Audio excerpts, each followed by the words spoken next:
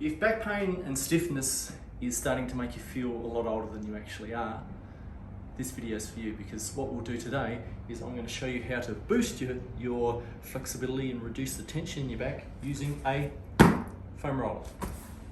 Now, this is actually really important for you because it will actually help reduce pain quickly, help you recover from injury more quickly, and help you regain some youthful flexibility so that you can get back doing all the things that you want to do.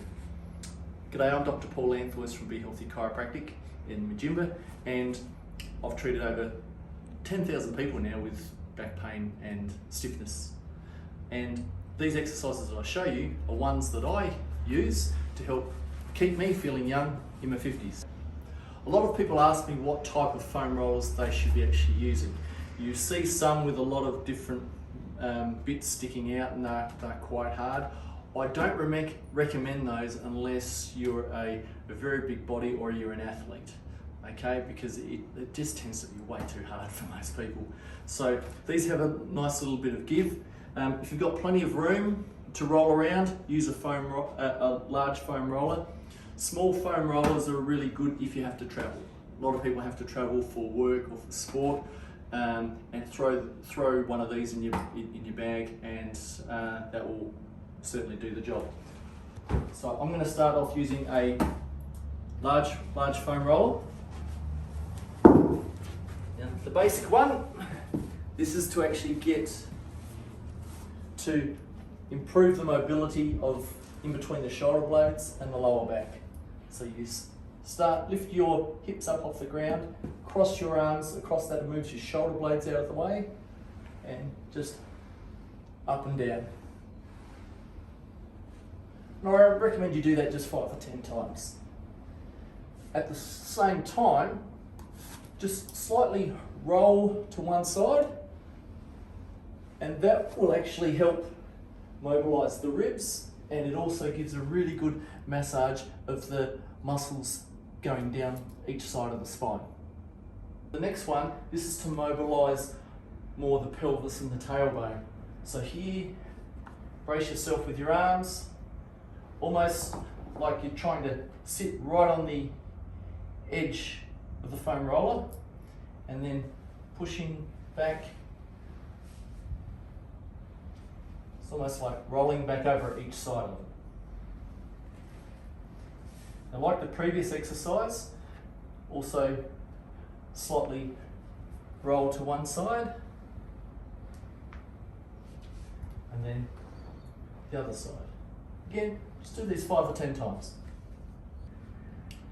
So now we're going to be working on releasing the muscles that can get really tight between the base of your ribs and down that connect to the hips.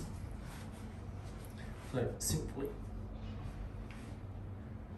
just lying on your side, pushing using your legs, and bracing on your forearm. Again, repeat this 5 to 10 times. Now, this one is an area that can often bring the most, I find, brings the most relief, because these muscles in your bottom can get really tight and painful. So basically lie on your side, again the same position previously, and just rolling back and forth 5 to 10 times. You'll again rock backwards, go right on the side, and then rock forwards. This enables you to work on all of the muscle. Now, sometimes during this exercise, this muscle can refer pain down the leg. That's what they call a trigger point.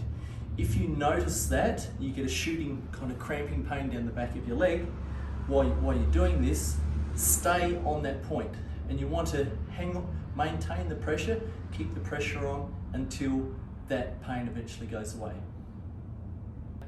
The final part of foam rolling is to really work on what they call the tensor fasciae lata, or your ITB down the side to help release this. Now, a lot of people when they do this, come in and tell me that they stopped doing it because it hurt, so they thought that it was, they must have been doing something wrong. No, unfortunately, this can just really hurt. But the more you do it, just persist at it, it will help reduce the tension and improve your flexibility a huge amount. So again, you brace on your forearm and rolling up all the way. Now to access and massage and release all parts of that muscle, you can again lean back slightly, so you turn your feet on an angle, and you can roll more around to get the front part of this muscle. Good. Okay, so give that foam rolling routine a go, and if any of you have any questions on reducing back pain and improving your spinal flexibility, feel free to leave any questions in the comment sections below, or you can leave a message on our Facebook page, and I'll be sure to get back in touch with you. Create a great day.